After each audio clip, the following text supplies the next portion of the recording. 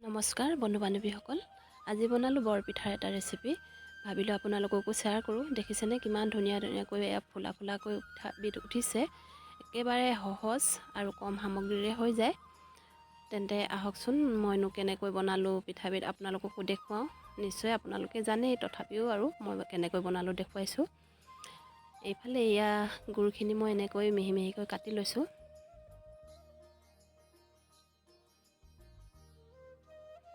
গুৰখিনি মই এতিয়া এনেকৈ এটা জোখত লৈ লৈছোঁ। এয়া 2 কাপ দি লৈছোঁ। একেটা কাপেৰে পানী এয়া 1 কাপ দিছোঁ।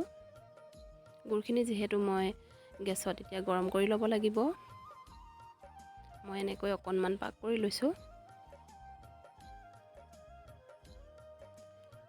এইফালে আকৌ পিঠাগুড়ি মই এয়া কেঁচা পিঠা লৈছোঁ। আপোনালোকে শুকান পিঠাগুড়িও ল'ব পাৰে। পিঠাগুড়ি মই 3 কাপ লৈছোঁ। একেটা কাপৰ জোখেৰে লৈছোঁ, দেখিছেনে।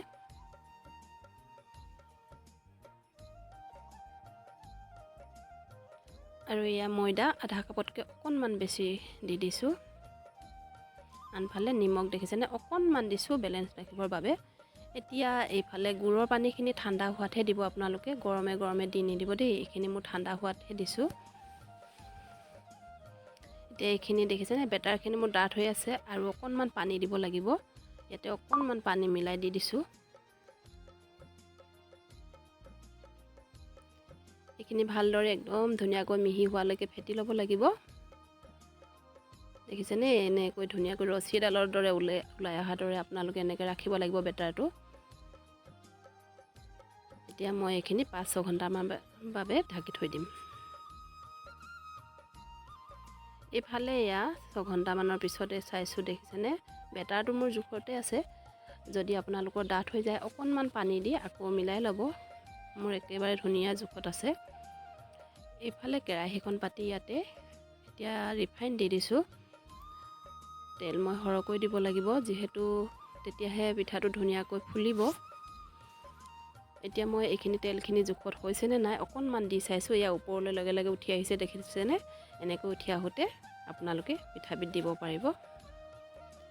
এতিয়া ইয়াতে দি দিলোঁ, দেখিছেনে কিমান ধুনীয়াকৈ ওপৰলৈ উঠি আহিছে। এতিয়া ওপৰত অকণমান মই এনেকৈ তেল ছিটিয়াই দিছোঁ। তেতিয়া পিঠাটো ধুনীয়াকৈ ফুলি আহে। এইফালে এতিয়া এয়া লুটিয়াই দিলোঁ। আপোনালোকে গেছৰ ফ্লেমটো একদম মিডিয়াম ফ্লেমত ৰাখিব। বেছি যদি হাই ফ্লেম কৰে জ্বলি যাব, মানে ভিতৰত নিসিজিব। ওপৰত ৰঙচুৱা যেন লাগিব কিন্তু ভিতৰত নিসিজিব। সেয়েহে একদম মিডিয়াম ফ্লেমতে ৰাখিব। এইফালে মই আকৌ এটা এয়া দি দিছোঁ।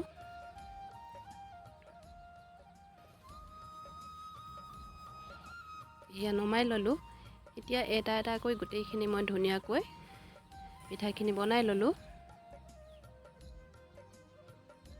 এই পিঠাবিধ খাবলৈও খুব ভাল লাগে নহয় জানো। এইফালে এয়া মই দেখিছেনে গোটেইখিনি হৈ গ'ল। ইমান ধুনীয়াকৈ ফুলা ফুলাকৈ হৈছে, দেখিছেনে। কোনো বেকিং পাউডাৰ নিদিয়াকৈ এনেকৈ ফুলা ফুলাকৈ আপোনালোকে মালপোৱা বুলিও ক'ব পাৰে। মই বৰপিঠা বুলি কৈছোঁ। বহুতে মালপোৱা কয় বা বৰপিঠা, ধূপ পিঠা তেনেকৈ কয়। এনেকৈ মই বনালোঁ। আপোনালোকে মোৰ ৰেচিপিটো আজি চাই কেনে পালে জনাবলৈ নাপাহৰিব। তেন্তে অন্য এটা ভিডিঅ'ত আকৌ লগ পোৱাৰ আশাৰে আজিলৈ আহিছোঁ।